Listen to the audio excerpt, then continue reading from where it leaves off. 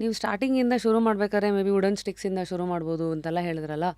ಆ, ಈಗ ನಾನು ಇವತ್ತು ಬಂದೆ, ಓಕೆ ನಾನು ಕಳರಿ ಪಯಟ್ಟು ಕಲಿತೀನಿ ಅಂತ. ಸೊ ಹೆಂಗೆ ಅಸೆಸ್ಮೆಂಟ್ ಸ್ಟಾರ್ಟ್ ಆಗುತ್ತೆ, ಎಲ್ಲಿಂದ ನನ್ನ ಸ್ಟಾರ್ಟಿಂಗ್ ಪಾಯಿಂಟ್ ಅಂತ ಹೆಂಗೆ ಗೊತ್ತಾಗುತ್ತೆ? It depends on the style. ಒಂದು ಯೂನಿಫಾರ್ಮ್ ಸ್ಟೈಲ್ ಎಲ್ಲ ಕ್ಲಾಸಲ್ಲೂ ಅಂತ ಇರಲ್ಲ. ಒಂದು ಯೂನಿಫಾರ್ಮಿಟಿ ಏನಿರುತ್ತೆ ಅಂದರೆ ಫಸ್ಟು ಬಾಡಿ ಕಂಡೀಷ್ನಿಂಗ್ ಎಕ್ಸಸೈಸಸ್ ಇರುತ್ತೆ. ಅದು ಸ್ವಲ್ಪ ದಿನ ಆಗಿ ಬಾಡಿ ನಮ್ಮ ಕಂಟ್ರೋಲಿಗೆ ಬರ್ತಾಯಿದೆ ಅಂತ ಹೇಳಿದಾಗ, ಒಂದು ಗುರುಗೆ ನಂಬಿಕೆ ಬಂದಾಗ, ಅಂದರೆ ಬಾಡಿ ಕಂಟ್ರೋಲ್ ಮಾಡ್ತಾನೆ ಅಂದರೆ ಸ್ವಲ್ಪ ಮೈಂಡ್ ಮೇಲೂ ಕಂಟ್ರೋಲ್ ಬಂದಿರುತ್ತೆ ಅಂತ, ಆಗ ವುಡನ್ ವೆಪನ್ಸ್ ಕೊಡ್ತಾರೆ. ವುಡನ್ ವೆಪನ್ಸ್ ಸ್ವಲ್ಪ ದಿನ ಆದಮೇಲೆ ಗುರುಗೆ ಇನ್ನೊಂಚೂರು ನಂಬಿಕೆ ಬಂದರೆ, ಹೌದು ಐರನ್ ವೆಪನ್ಸ್ ಹ್ಯಾಂಡ್ಲ್ ಮಾಡ್ತಾನೆ ಈ ಸ್ಟೂಡೆಂಟು ಅಂತ ಐರನ್ ವೆಪನ್ಸ್ ಬರುತ್ತೆ. ಆಮೇಲೆ ಲಾಸ್ಟಲ್ಲಿ ಬೇರ್ ಹ್ಯಾಂಡ್ ಟೆಕ್ನಿಕ್ಸ್, ಅಂದರೆ ಒಂದು ಬಾಡಿ ಎನಾಟಮಿನ ಪೂರ್ತಿ ತಿಳ್ಕೊಂಡು ಮನುಷ್ಯನ ತುಂಬ ಈಸಿಯಾಗಿ ನಾನು ಅನಾಮ್ಡ್ ಆಗಿದ್ರೂ ಒಬ್ಬ ಮನುಷ್ಯ ಆರ್ಮ್ಡ್ ಅಟ್ಯಾಕ್ ಬಂದ್ರೂ ಹೇಗೆ ಅದನ್ನ ಡಿಫ್ಯೂಸ್ ಮಾಡಬೇಕು ಅಂತ, ಅದನ್ನ ವೆರುಮ್ ಕೈ ಪ್ರಯೋಗಮ್ ಅಂತ ಹೇಳ್ತೀವಿ. ಈ ವೈಟಲ್ ಪಾಯಿಂಟ್ ಅಟ್ಯಾಕ್ಗಳಿರ್ಬೋದು, ಅದು that is the last part of Kalari. ಇದು ಯೂನಿಫಾರ್ಮ್ ಆಗಿರುತ್ತೆ. ಆದರೆ ಈಗ ಕಳಂ ಚವಿಟ್ ಅಂತ ಸೆಂಟ್ರಲ್ ಸ್ಟೈಲ್ ಆಫ್ ಕಳರಿ ಪಯಟಲ್ಲಿ ಎಲ್ಲ ಪ್ರಾಕ್ಟೀಸಸ್ ಜೊಮೆಟ್ರಿಕ್ ಪ್ಯಾಟರ್ನ್ಸ್ ಮೇಲೆ ಇರುತ್ತೆ. ಟ್ರಯಾಂಗಲ್ ಇರುತ್ತೆ, ರಿವರ್ಸ್ ಟ್ರಯಾಂಗಲ್ ಇರುತ್ತೆ, ಸ್ಕ್ವೇರ್ ಇರುತ್ತೆ, ಸರ್ಕಲ್ ಇರುತ್ತೆ. ಆ ಸರ್ಕಲ್ನ ಬರೀತಾರೆ ನೆಲದ ಮೇಲೆ, ಪರ್ಟಿಕ್ಯುಲರ್ ಮೂಮೆಂಟ್ಸ್ ಅದರಲ್ಲೇ ಇರುತ್ತೆ. ಈ ಪರಶುರಾಮರ ಸ್ಟೈಲಲ್ಲಿ ಏನಿರುತ್ತೆ ಅಂದರೆ, ಈ ಫಸ್ಟು ಅನಿಮಲ್ ಪಾಸ್ಚರ್ಸ್ ಹೇಳ್ಕೊಡ್ತಾರೆ. ಎಲಿಫ್ಯಾಂಟ್ ಗಜ ಒಡಿವು ಅಂತ ಹೇಳ್ತಾರೆ. ವಡಿವು ಅಂದರೆ ಅನಿಮಲ್ ಪಾಸ್ಚರ್ ಅಂತ, ಗಜ ಒಡಿವು ಅಂತ ಹೇಳ್ತಾರೆ, ವರಹ ಒಡಿವು ಅಂತ ಹೇಳ್ತಾರೆ, ಸರ್ಪ ಒಡಿವು ಅಂತ ಹೇಳ್ತಾರೆ. ವರಹ ಅಂದರೆ ವೈಲ್ಡ್ ಬೋ, ಸರ್ಪ ಅಂದರೆ ಸ್ನೇಕ್. ಈ ಥರ ಆ ಲೀನಿಯೇಜ್ ಪ್ರಕಾರ ಅಷ್ಟ ಒಡಿವುಗಳು ಅಂತ ಹೇಳ್ತಾರೆ. 8 ಅನಿಮಲ್ ಪಾಸ್ಚರ್ಸ್ ಅದು ಬೇಸಿಕ್. ಅದ್ರ ಮೇಲೆ ಕೂರ್ಮ, ಶಶ, ಈ ಥರ ಡಿಫ್ರೆಂಟ್ ಅನಿಮಲ್ ಪಾಸ್ಚರ್ಸ್ ಹೇಳ್ಕೊಡ್ತಾರೆ. ಅದಕ್ಕೆ ಪರ್ಟಿಕ್ಯುಲರ್ ಮೂಮೆಂಟ್ಸ್ ಇರುತ್ತೆ, ಆ ಮೂಮೆಂಟ್ಸ್ ಹೇಳ್ಕೊಡ್ತಾರೆ. ಆಮೇಲೆ ಆ ಮೂಮೆಂಟ್ಸ್ನೆಲ್ಲ ಕಂಬೈನ್ ಮಾಡಿ ಲಾಂಗ್ ಎಲಾಬೊರೇಟ್ ಫಾರ್ಮ್ಸ್ ಇರುತ್ತೆ. ಅದನ್ನೆಲ್ಲ ಕಲ್ತ ಮೇಲೆ ವೆಪನ್ರಿಗೆ ಹೋಗ್ತೀವಿ. ಸೊ ಅದು ಹೆಂಗಂದರೆ, ಈಗ ಸಂಗೀತದಲ್ಲಿ ಇದೇ ರೆಫರೆನ್ಸ್ ತೊಗೋಬೇಕು. ಮೊದಲು ಸರಳೆ ವರ್ಸೆ, ಜಂಟಿ ವರ್ಸೆ, ಅದಾದಮೇಲೆ ಏನೋ ಚಿಕ್ಕ ಚಿಕ್ಕ ಕೀರ್ತನೆಗಳು, ದೇವರ ನಾಮ ಅಂತ ಹೀಗೆ, ಮತ್ತು ಆಲಾಪನೆ. So basically you help us understand first dots ಅಂದರೆ ಏನು, ಆಮೇಲೆ connecting the dots and then performing. So this is how the simple alphabets to words to lines to paragraph, simple ಅದೇ ಥರ. ಸೊ ಹಾಗಾಗಿ ದಿಸ್ ಇಸ್ ದ ಇದು. ನಾವು types ಹೇಳಿದ್ರಿ, ಯಾರಿಗೆ ಏನು, ಮತ್ತು ಇದು ಎಷ್ಟು ಟೈಮ್ ತೊಗೊಳತ್ತೆ, ಹಾಬಿಗೆ ಅಂತ ಮಾಡೋರಿಗೆ ಅವ್ರ ದಾರಿ ಏನು? ಈಗ ನಿಮ್ಮಂಥವ್ರು 12 ವರ್ಷದಿಂದ ಪ್ರಾಕ್ಟೀಸ್ ಮಾಡ್ತಾಯಿದ್ದೀರಾ, ನೀವು ಇದನ್ನು ಏನು ಕರಿಕ್ಯುಲಮ್ ಆಗಿ ತೊಗೊಳೋರಿಗೆ ಏನು? ಸೊ ಒಂದೊಂದಾಗೆ ಬರೋಣ. ಹಾಂ, ಈಗ ಹಾಬಿ ಅಂತ ತೊಗೊಬೇಕಾದ್ರೆ ನಾನು ಎಲ್ಲರಿಗೂ ಹೇಳೋದು ಒಂದು ಲೈಫ್ ಸ್ಟೈಲ್ ಥರ ನೋಡಿ ಇದನ್ನ ಅಂತ. ಡೈಲಿ ಪ್ರಾಕ್ಟೀಸ್ ಮಾಡಬೇಕು. ಜಿಮ್ ಹೋಗೋ ಥರನೇ ಜೀವನ ಪರ್ಯಂತ ಇದನ್ನು ಉಳಿಸ್ಕೊಂಡು ಹೋಗುವಂಥದ್ದು. ಮತ್ತು ಕಳರಿ ಪಯಟುನ ಮಾಸ್ಟರ್ ಮಾಡೋಕ್ಕೆ ಎಷ್ಟು ದಿನ ಬೇಕು? ನಾ ಈಗ ಪರ್ಟಿಕ್ಯುಲರ್ ಸ್ಟೈಲ್ಸ್ ಹೇಳಿದೆ. ಒಂದು ಸ್ಟೈಲ್ನ ಮಾಸ್ಟರ್ ಮಾಡೋಕ್ಕೆ 10 ರಿಂದ 12 ವರ್ಷ ಬೇಕು. ಇನ್ನು ಎಲ್ಲ ಸ್ಟೈಲ್ಗಳನ್ನೂ ನಾವು ಒಟ್ಟಿಗೆ ಮಾಡ್ತೀನಿ, ಒಂದು ಜೀವಮಾನ ಸಾಲಲ್ಲ. ಹಾಂ, ಅಂದರೆ ನನಗೆ ನಾನು ಕಳರಿ ಪಯಟು ಮಾಸ್ಟರ್ ಅಂತ ಹೇಳಿದ್ರೆ, he is a master in one particular style ಅಷ್ಟೇ. ಇನ್ನು ಎಲ್ಲೋ ಟ್ರಿವ್ಯಾಂಡ್ರಮಲ್ಲಿ ಪ್ರಾಕ್ಟೀಸ್ ಮಾಡ್ತಾ ಇರೋರು ಕಣ್ಣೂರಲ್ಲಿ ಮಾಡ್ತಾ ಇರೋ ಸ್ಟೈಲ್ ಬಗ್ಗೆ ನಾಲೆಡ್ಜೇ ಇರಲ್ಲ ಅವ್ರಿಗೆ. ಸ್ವಲ್ಪ ಯೂನಿಫಾರ್ಮಿಟಿ ಇರುತ್ತೆ, ಆದ್ರೂ ಅಷ್ಟು ಡೈವರ್ಸ್ ಇದೆ ಕಳರಿ ಪಯಟು. ಇನ್ನು ಕರಿಕ್ಯುಲಮ್ ಅಂತ ಹೇಳಿದ್ರೆ ದಟ್ ಡಿಪೆಂಡ್ಸ್ ಆನ್ ದ ಗುರು. ಈಗ ನನಗೆ ನಾನು 10 ಜನದ ಹತ್ರ ಕಲ್ತೀನಿ ಅಂತ ಹೇಳಿದ್ರೆ, ಅವ್ರದ್ದು ಎಲ್ಲ ಸಿಲೆಬಸ್ ಸೇರಿಸ್ಬಿಟ್ಟು ನಾನು ನನ್ನ ಕ್ಲಾಸಲ್ಲಿ ಹೇಳ್ಕೊಡ್ತಾ ಇರ್ತೀನಿ. ಇನ್ನೊಬ್ಬರು 3 ಜನದ ಹತ್ರ ಕಲ್ತಿರ್ತಾರೆ, ಅದು ಒಂದು ಗುರು 10 ಜನದ ಹತ್ರ ಕಲ್ತಾದ್ಮೇಲೆ ಅವನ ಇಂಟೆಲೆಕ್ಟ್ಗೆ ಕಂಬೈನ್ ಮಾಡಿಬಿಟ್ಟು ಆ ಸಿಲೆಬಸ್ನ ಮೆಟಮೋರ್ಫಸ್ ಮಾಡಿ ಸ್ಟೂಡೆಂಟಿಗೆ ಕೊಡ್ತಾ ಹೋಗ್ತಾನೆ ಅಷ್ಟೇ. ಮೆಟಮೋರ್ಫಸ್ ಅಂದರೆ ಲೈಕ್ ಕಂಬೈನ್ ಮಾಡಿ ಒಂದು ಪಾಯಿಂಟ್ ಆಫ್ ಟೈಮ್ ಆದಮೇಲೆ ಅನಿಸುತ್ತೆ ಇದು ಕೊಡ್ಬೋದು ಸ್ಟೂಡೆಂಟ್ಗೆ, ಇದು ವೇಸ್ಟು, ಪರವಾಗಿಲ್ಲ, ಇದನ್ನ ನೆಗ್ಲೆಕ್ಟ್ ಮಾಡಿದ್ರು ನಡೆಯುತ್ತೆ ಅಂತ ಅದನ್ನು ಸೈಡ್ ಮಾಡಿ ಎಲ್ಲ ಚೆನ್ನಾಗಿ ಈ ಕಂಬೈನ್ ಮಾಡಿಬಿಟ್ಟು ಇದು ನನ್ನ ಕ್ಲಾಸ್ದು ಸಿಲೆಬಸ್ ಅಂತ ಫಾರ್ಮ್ಯುಲೇಟ್ ಮಾಡಿ ಸ್ಟೂಡೆಂಟು ಕೊಡ್ತಾ ಹೋಗ್ತಾರೆ. ಸಿಲೆಬಸ್ ಬಗ್ಗೆ ಮಾತಾಡೋದು, ಈಗ ಒಂದು ಮೆಟಫರಾಗಿ ಕೊಡೋದಾದರೆ, ಆಲ್ಸೋ ಸಂಗೀತ ಅಂತ ಬಂದಾಗ ಕ್ಲಾಸಿಕಲ್ ಶಾಸ್ತ್ರೀಯ ಸಂಗೀತ ಇದೆ, ಹಿಂದೂಸ್ತಾನಿ ಇದೆ. ಅದಕ್ಕೆ ಈಗ ಟೆಕ್ಸ್ಟ್ ಅಂತ ಬಂದಾಗ ಮತ್ತೆ ಹಿಂದೆ ಗುರು ಶಿಷ್ಯ ವೃತ್ತಿಯಿಂದ ಪಾಸ್ ಆಗೊಂಡು ಬಂದಿರೋದಲ್ವ. ಇದನ್ನೇ ನಾವು ಕಳರಿ ಪಯಟು ನೋಡೋದಾದರೆ, ನೀವೆಲ್ಲ ಯಾವ ಟೆಕ್ಸ್ಟ್ಗಳನ್ನು ರೆಫರ್ ಮಾಡ್ತೀರಾ?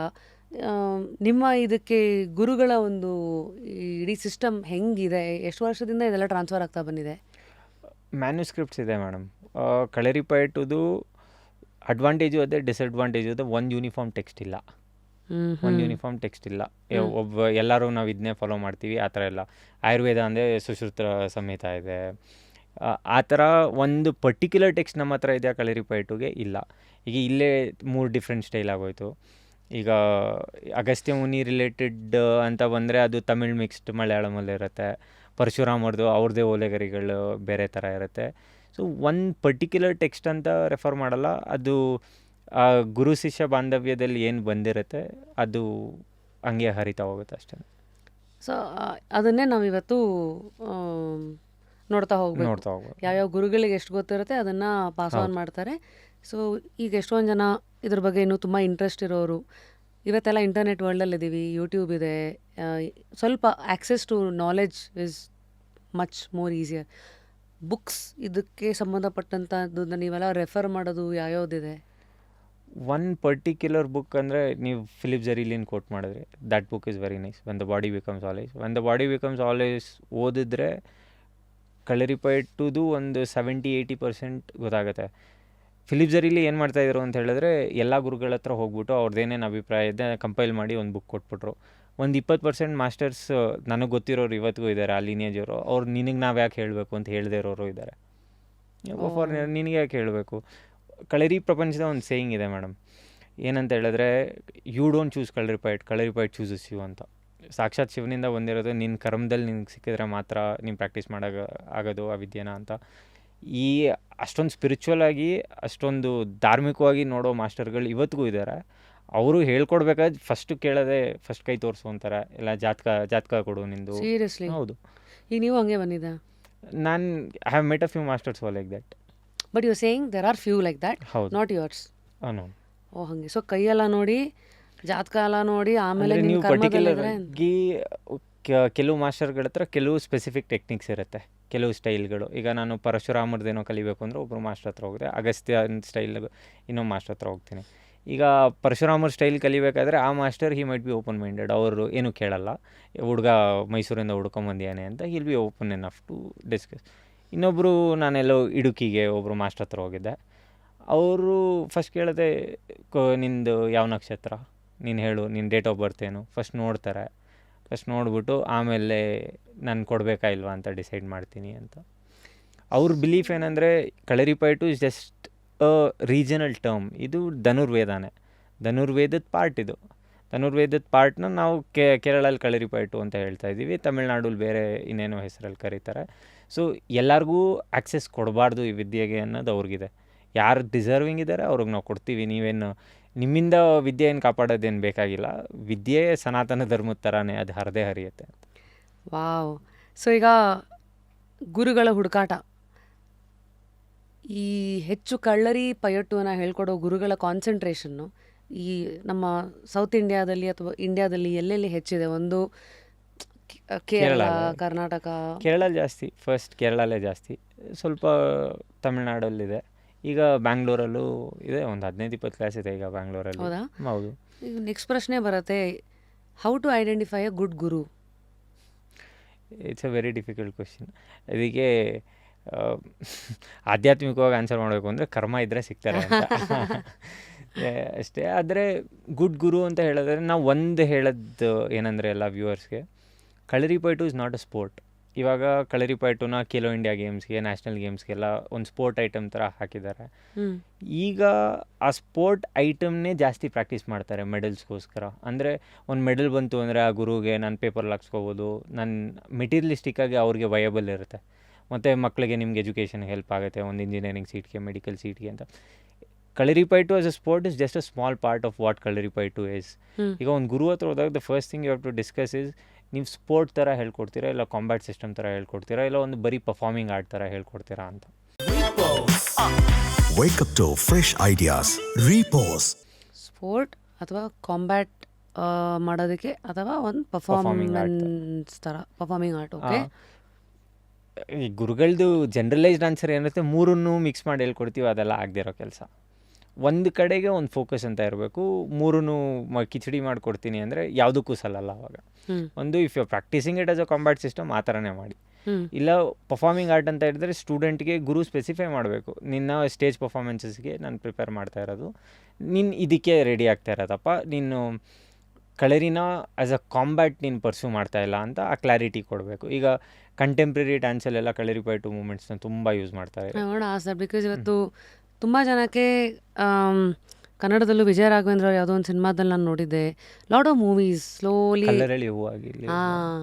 ಸೊ ಈ ಥರ ತುಂಬ ಪೌರಾಣಿಕ ಚಿತ್ರಗಳು, ಈ ಥರ ಹೆವಿ ಸಬ್ಜೆಕ್ಟ್ಸ್ಗೆ ಕೆಲವುದು ಕ್ಯಾರೆಕ್ಟರ್ಸ್ಗಳ ಮೂಲಕ ಒಂದಷ್ಟೆಲ್ಲ ಕಲೆ ಆಚೆಗೆ ಬರುತ್ತೆ.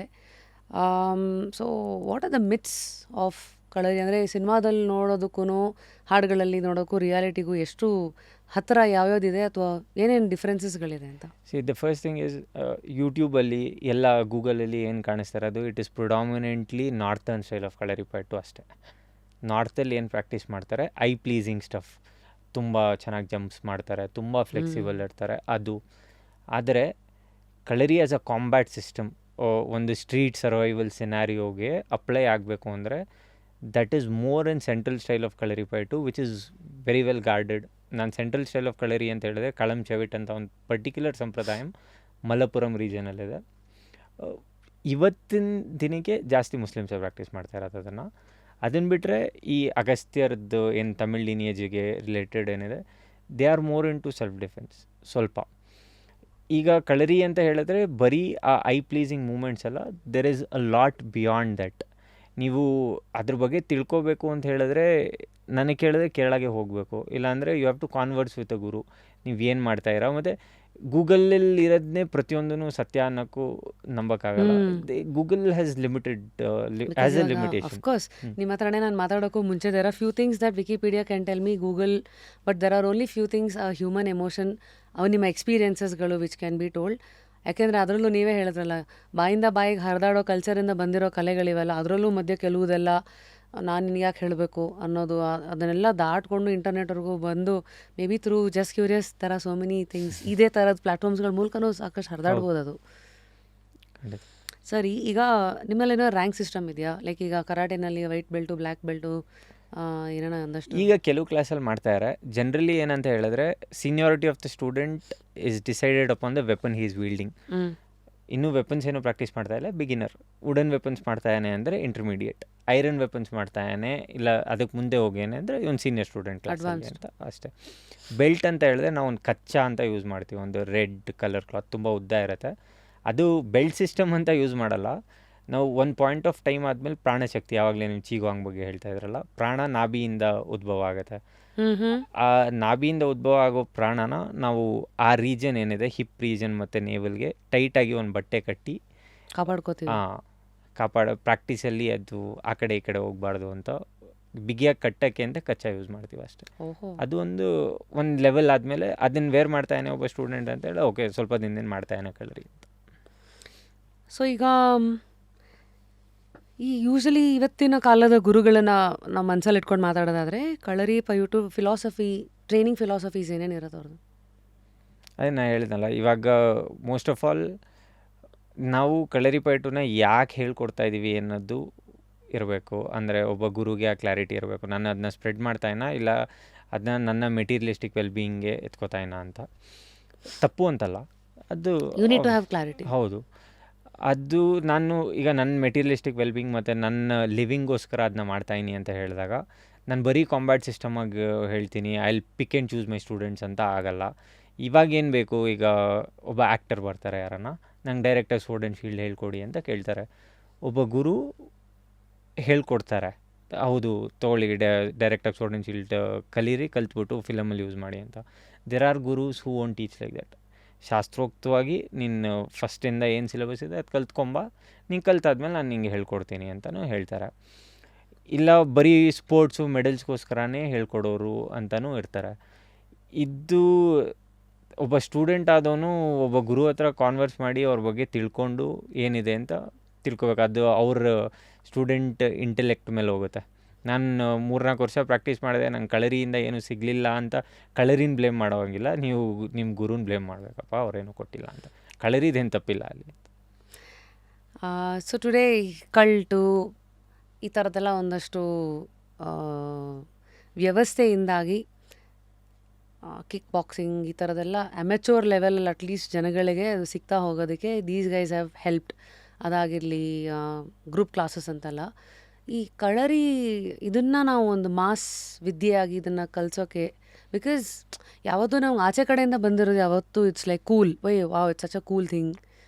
ನಮ್ಮದೇ ಹಿತ್ತಲಲ್ಲಿರೋದು. ಕೆಲವು ಸತಿ ಇದನ್ನು ಬೆಳೆಸೋದಕ್ಕೆ where do you think is the gap and ಅದನ್ನು ದಾಟ್ಕೊಂಡು ಇದನ್ನು ಜನಗಳ ಮಧ್ಯೆ ಇನ್ನೂ ಹೆಚ್ಚು ತರಿಸೋದು ಸಾಧ್ಯನಾ ಅಂತ? ಸಾಧ್ಯ ಅಕ್ಕ. ಇದು ಫಸ್ಟ್ ಆಫ್ ಆಲ್ ಏನಂತ ಹೇಳಿದ್ರೆ, ಫಸ್ಟು ಗೌರ್ಮೆಂಟ್ ಇಂಟರ್ವ್ಯೂನ್ ಆಗಬೇಕು. ಗೌರ್ಮೆಂಟ್ ಇಂಟರ್ವ್ಯೂನ್ ಏನಾಗಬೇಕು ಅಂದರೆ, ಈಗ ಗೌರ್ಮೆಂಟ್ ಸ್ಪೋರ್ಟ್ ಐಟಮ್ ಮಾಡಿದೆ.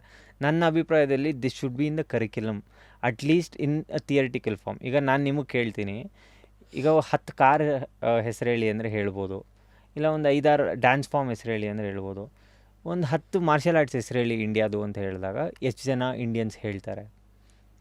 ಅದು ಏನಂದರೆ ಟೆಕ್ಸ್ಟ್ ಬುಕ್ಕಲ್ಲಿ ಇಲ್ಲವೇ ಇಲ್ಲವಲ್ಲ. ಈಗ ಕಳರಿಪಯಟು ಅನ್ನೋದು ನೀವು ಟೆಕ್ಸ್ಟ್ ಬುಕ್ಕಲ್ಲಿ ಓದಿಲ್ಲ ಖಂಡಿತವಾಗ್ಲೂ, ಇಲ್ಲೆಲ್ಲ ಆಚೆ ಎಲ್ಲೋ ಕೇಳಿರೋದಲ್ಲ. ಇದು ಸಿಲೆಬಸಲ್ಲಿ ಮಕ್ಕಳಿಗೆ ಇಂಡಿಯನ್ ಇಂಡಿಜಿನಿಯಸ್ ಸಿಸ್ಟಮ್ಸ್ ಏನಿದೆ, ಈಗ ಮಗುಗೆ ಜ್ವರ ಬಂದರೆ ಡೋಲೋ 650 ತೊಗೋಬೇಕು ಅಂತ ಗೊತ್ತಾಗುತ್ತೆ. ಈಗ 8 ವರ್ಷದ ಮಗುಗೆ ಆಯುರ್ವೇದದ ಬಗ್ಗೆ, ಸಿದ್ಧ ಬಗ್ಗೆ, ಯುನಾನಿ ಬಗ್ಗೆ ಗೊತ್ತಿಲ್ಲ, ಹೋಮಿಯೋಪತಿ ಬಗ್ಗೆ ಗೊತ್ತಿಲ್ಲ. ಸೊ ಸಿಲೆಬಸ್ಸಲ್ಲೇ ಬರಬೇಕು ಈ ಕಾನ್ಸೆಪ್ಟ್. ಈಗ ನಮ್ಮದು 7 ಕ್ಲಾಸಿಕಲ್ ಡ್ಯಾನ್ಸ್ ಫಾರ್ಮ್ಸ್ ಇದೆ, ಭರತನಾಟ್ಯಂ, ಕೂಚಿಪುಡಿ, ಕಥಕಳಿ, ಮೋಹಿನಿಯಾಟ್ಟಂ.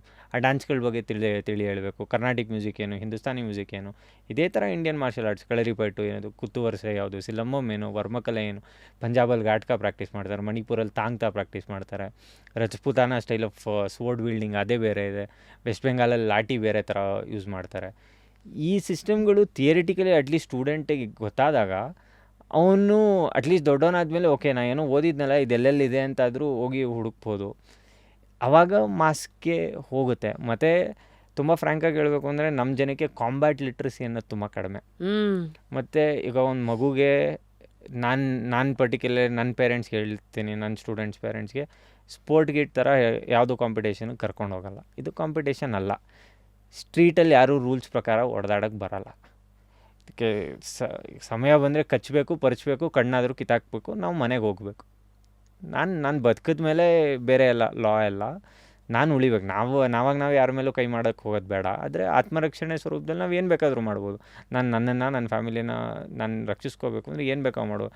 ನೀವು ಸ್ಪೋರ್ಟ್ಗೆ ಮೆಡಲ್ಗೆ ಅಂತಲೇ ನೀವು ವಾಟ್ಸಪ್ ಸ್ಟೇಟಸ್ ಹಾಕ್ಕೊಳ್ಳೋಕ್ಕೆ, ಇಲ್ಲಾಂದರೆ ನಿಮ್ಮ ಪಕ್ಕದ ಮನೆಯವ್ರಿಗೆ ನಮ್ಮ ಹುಡುಗ ಮೆಡಲ್ ಗೆದ್ದ ಅಂತ ಹೇಳೋದಕ್ಕೆ ಸ್ಪೋರ್ಟ್ ಥರ ಮಾಡ್ತಾಯಿದ್ರೆ ಕಳ್ಳರಿಯಾಗಿ ಉಳಿಯೋದೇ ಇಲ್ಲ. ಅದು ಸ್ಪೋರ್ಟ್ ಆಗುತ್ತೆ, ಅದು ಬೇರೆನೂ ಆಗುತ್ತೆ. ಪರಶುರಾಮ ಅಗಸ್ತ್ಯ ಅದನ್ನು ಹೇಳ್ಕೊಟ್ಟಿಲ್ಲ ಜನಕ್ಕೆ. ಇದನ್ನು ಈಗ ಸ್ಪ್ರೆಡ್ ಮಾಡ್ತೀವಿ ಅನ್ನೋ ಹೆಸರಲ್ಲಿ ಏನೋ ಇದು ಮಾಡ್ತಾಯಿದ್ದಾರೆ. ಕಳರಿ ಹೆಸರು ಹೇಳ್ಕೊಂಡು ಜನರು ಬೆಳೀತಾರೆ ಹೊರತು ಅದರಿಂದ ಟ್ರೂ ಎಸೆನ್ಸ್ ಆಫ್ ಕಳರಿ ಬೆಳೀತಿದೆಯಾ, ಬಿಗ್ ಕ್ವಶನ್ ಮಾರ್ಕ್.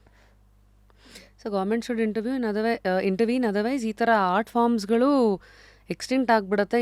ಅಥವಾ ಕೆಲವು ಸತಿ ಬೇರೆ ದೇಶದವ್ರು ಮತ್ತೆ ಇದ್ರ ಮೇಲೆ ಬೆಳಕು ಹಾಕಿದ್ಮೇಲೆ ಇದಂಗಂತೆ ಬಟ್ ಇಂಡಿಯನ್ ರೂಟ್ಸ್ ಅಂತ. ಹೌದು, ಎಕ್ಸ್ಟಿಂಟ್ ಆಗಿಬಿಡುತ್ತೆ. ನಾನು ಎಷ್ಟೊಂದು ಜನ ಅದೇ ಮಾಸ್ಟರ್ನ ಹೇಳಿದೆ ಇಡುಕಿಲಿ, ಅವರು ನಾನೇನೋ ಪರ್ಟಿಕ್ಯುಲರ್ ಆಗಿ ಯಾವುದೋ ಒಂದು ಪರ್ಟಿಕ್ಯುಲರ್ ಫಾರ್ಮ್ ಬಗ್ಗೆ ಈ ಕಥಾಸ್ ಥರ ಮಾಡ್ತಾರೆ ಕರಾಟೆಯಲ್ಲಿ. ಕಳರಿಪಯಟಲ್ಲಿ ಚುವಡು ಅಂತ ಹೇಳ್ತಾರೆ. ಫಾರ್ಮ್ಸ್ ಅದು ಬಾಡಿ ಕಂಡೀಷನಿಂಗ್ ಫಾರ್ಮ್ಸ್. ಏನದು? ಕರಾಟೆಯಲ್ಲಿ ಕಥಾಸ್ ಅಂತ ಮಾಡ್ತಾರೆ. ನೀವು ವೀಡಿಯೋಸ್ ನೋಡಿರ್ತೀರ, ಏನೋ ಈ ಕುಂಫುಲೆಲ್ಲ ಫಾರ್ಮ್ಗಳು ಮಾಡ್ತಾರಲ್ಲ ಈ ಥರ. ಕಳರಿಲಿ ಚುವಡು ಅಂತ ಹೇಳ್ತಾರೆ. ಅವ್ರ ಪರ್ಟಿಕ್ಯುಲರ್ ಲೀನಿಯೇಜ್ದು ಏನೋ ಒಂದು ಚುವಡು ಕಲಿಯೋಕ್ಕೆ ನಾವು ಅವ್ರ ಹತ್ರ ಹೋದಾಗ ಆ ಪರ್ಟಿಕ್ಯುಲರ್ ಲೀನಿಯೇಜ್ದು ಚುವಡುಗಳು ಧನುರ್ವೇದಿಕ್ ವ್ಯೂಹಗಳಿಗೆ ಸಂಬಂಧ ಇದೆ ಅಂತ ಅವ್ರ ಬಿಲೀಫ್. ಅದು ಧನುರ್ವೇದದಲ್ಲಿ ವ್ಯೂಹಗಳ ಬಗ್ಗೆ ಬರೀತಾರೆ, ಅದಕ್ಕೆ ಮತ್ತು ಈ ಚುವಡುಗಳಿಗೆ ಸಂಬಂಧ ಇದೆ ಅಂತ. ಅವರು 1 ವರ್ಷ ಪ್ರಾಕ್ಟೀಸ್ ಮಾಡು ನನ್ನ ಅಂಡರು, ಆಮೇಲೆ ಯೋಚನೆ ಮಾಡ್ತೀನಿ ಹೇಳ್ಕೊಡ್ಬೇಕಾ ಇಲ್ವಾ ಅಂತ ಹೇಳಿದ್ರು. ನಾನು ಕೇಳಿದೆ, ಇದೆಲ್ಲ ನೀವು ಇಷ್ಟೊಂದು 1 ವರ್ಷ ಬದುಕಿರ್ತೀವಿ ಅನ್ನೋದೇ ಗ್ಯಾರಂಟಿ ಇಲ್ಲಲ್ಲ. ಆಶಾನ್ ಅಂದರೆ ಟೀಚರ್ ಅಂತ. ನಾನು 1 ವರ್ಷ ಬದುಕಿರ್ತೀವಿ ಅನ್ನೋ ಗ್ಯಾರಂಟಿನೇ ಇಲ್ವಲ್ಲ ಆಶಾನ್. ಇನ್ನು ನೀವು ಹೋಗ್ಬಿಟ್ರೆ ವಿದ್ಯೆ ಹೋಗ್ಬಿಡುತ್ತಲ್ಲ ಹೆಂಗೆ ಏನು ಅಂತ ಅವರು ಹೇಳಿದ್ದು. ನೋಡು, ಅವರೇ ಹೇಳಿದ್ದು ನನಗೆ, ಇದು ಸನಾತನ ಧರ್ಮದ ಥರನೇ ಎಟರ್ನಲ್. ಯಾರು ನೀನು ಚೂಸ್ ಮಾಡಲ್ಲ ಏನು ಕಲಿಬೇಕು ಅಂತ, ಆ ವಿದ್ಯೆನೇ ಚೂಸ್ ಮಾಡುತ್ತೆ ಯಾರ ಹತ್ರ ಹೋಗಬೇಕು ಅಂತ. ಅದು ಉಳ್ಕೊಂಡೇ ಬರುತ್ತೆ. ನೀವಿದ್ದೀರ 20 ವರ್ಷದ ಕೆಳಗೆ ವಿದ್ಯೆ ಉಳ್ಸೋಕ್ಕೆ. ಇವತ್ತು ನೀವು ಬಂದು ನನ್ನ ಹತ್ರ ಮಾತಾಡ್ತಾ ಇದೆಯಾ ವಿದ್ಯೆ ಉಳಿಸ್ತೀನಿ ಅಂತ. 50 ವರ್ಷದ ಕೆಳಗೆ ಇರಲಿಲ್ಲ ಅಲ್ಲ, ವಿದ್ಯೆ ಉಳ್ಕೊಂಡು ನಿನ್ನ ಹತ್ರ ಬಂದಿದೆ. ನೀನು ಗೂಗಲ್ ನೋಡಿಕೊಂಡು, ಈಗ ನಾನು ಕಳರಿ ಸ್ಟಾರ್ಟ್ ಮಾಡಿದಾಗ ಮೈಸೂರಲ್ಲಿ ಗೂಗಲ್ ಮುಖಾಂತರ ಸಿಗಲಿಲ್ಲ. 1 ವರ್ಷ ಪೂರ್ತಿ ಹುಡುಕಿ ಆಮೇಲೆ ಸಿಕ್ತು ಕ್ಲಾಸು. ಆ ಕ್ಲಾಸಲ್ಲೂ ಸೀನಿಯರ್ ಸ್ಟೂಡೆಂಟ್ಸ್ ಅದೇ ಹೇಳಿದ್ದು, ನಾವು ಗೂಗಲಲ್ಲಿ ಹಾಕಲ್ಲ, ವೆಬ್ಸೈಟ್ ಸ್ಟಾರ್ಟ್ ಮಾಡಲ್ಲ, ಋಣ ಇದ್ದವ್ರು ಬಂದು ಕಲಿತಾರೆ. ನಾನು 12 ವರ್ಷದಾಗ ಏನು ನೋಡೀನಿ ಅಂದರೆ ಅದು ಸತ್ಯನೇ. ಯಾರು ಡಿಸರ್ವಿಂಗ್ ಇದ್ದಾರೋ ಅವ್ರು ಬಂದು ಕಲ್ತ್ಕೊಂಡು ಹೋಗ್ತಾರೆ. 11ನೇ ಶತಮಾನದಿದು, ಇವತ್ತು 21ನೇ ಶತಮಾನದಲ್ಲಿ ಕೂತ್ಕೊಂಡು ಮಾತಾಡ್ತಾ ಇದ್ದೀವಿ. ನಿಮ್ಮ ಗುರುಗಳು ಹೇಳ್ದಂಗೆ ಅವ್ರು 50-60 ವರ್ಷ ಅಂದ್ರೆ ನಾವು ಇನ್ನೂ ಹಿಂದಕ್ಕೆ ನೋಡೋದಂದ್ರೆ ಅವತ್ತಿಂದ ಇಲ್ಲಿಗೆ ಯಾವ ಇಂಟರ್ನೆಟ್ ಇಲ್ಲ. ಪರಶುರಾಮರಿಂದ ನೋಡಿದ್ರೆ 11ನೇ ಅದು ಇನ್ನೂ ಹಿಂದಿನ ಅದಕ್ಕಿಂತ ಹಿಂದಿಂದು ಇದೆಯಲ್ಲ ಅದ್ಯಾವುದೋ BCE 600 ಇದೆಲ್ಲ ಅಂತ somewhere I don't know at times ಈ ಥರ ನಂಬಿಕೆಗಳು, ಇನ್ನೊಂದು ಕಡೆ ಏನೋ ಪ್ರಾಕ್ಟಿಕ್ಯಾಲಿಟಿ ಅಂತ. ಸೊ ಈ ಸಂಘರ್ಷದ ಮಧ್ಯನೇ ಹೋಗ್ತಾ ಇರತ್ತೆ ಅನ್ಸತ್ತೇನೋ ಕೆಲವು ವಿಚಾರಗಳೆಲ್ಲ. ಹೌದು, ಸ್ವಲ್ಪ ಅದೊಂದು ತಿನ್ ಲೈನ್ ಇರುತ್ತೆ. ನಾವು ಯಾರಿಗೂ ಹೇಳ್ಕೊಡಲ್ಲ ಅನ್ನೋದಕ್ಕೂ, I pick and choose my students ಅಂತ ಹೇಳೋದಕ್ಕೂ, ಕಳರಿದು ಎಸೆನ್ಸ್ ಡೈಲ್ಯೂಟ್ ಮಾಡದೆ ಹೇಳ್ಕೊಡ್ತೀನಿ ಅಂತ ಹೇಳೋದಕ್ಕೂ, ಈ ಕಂಟೆಂಪ್ರರಿ ವರ್ಲ್ಡ್ಗೆ ಅದೆಲ್ಲದನ್ನು ನೋಡಿ ಹೇಳ್ಕೊಡ್ಬೇಕಾಗತ್ತೆ. ಇವಾಗ ನಾನು ಅಷ್ಟೊಂದೆಲ್ಲ ರೂಲ್ಸ್ ಹಾಕಲ್ಲ, ನಮ್ಮ ಗುರುಗಳು ನಮ್ಗೆ ಹಾಕಿದ ರೂಲ್ಸ್ ನಾವಾಗ ಸ್ವಲ್ಪ ಡೈಲ್ಯೂಟ್ ಮಾಡಬೇಕಾಗತ್ತೆ ಈಗ ಪ್ರಪಂಚಕ್ಕೆ. ಯಾಕೆಂದರೆ ಅಷ್ಟೊಂದು ರೂಲ್ಸ್ ಹಾಕಿದ್ರೆ ಯಾರು ಬರೋದೇ ಇಲ್ಲ ಕಲಿಯೋದಕ್ಕೆ. ನಾನು ಬರೀ ನನ್ನ ಮಗನ ಹೇಳ್ಕೊಟ್ಬಿಟ್ಟು ಸುಮ್ಮನೆ ಆಗ್ಬಿಡ್ಬೇಕಾಗತ್ತೆ. ಅದಕ್ಕೆ ಆದರೆ ಒಂದೊಂದು ಸಲ ಸ್ಟ್ರಿಕ್ಟ್ ರೂಲ್ಸ್ ಇರೋದು ಒಳ್ಳೆಯದು, ಎಸೆನ್ಸ್ ಹೋಗಬಾರ್ದು ಅಂತ ಹೇಳೋದು.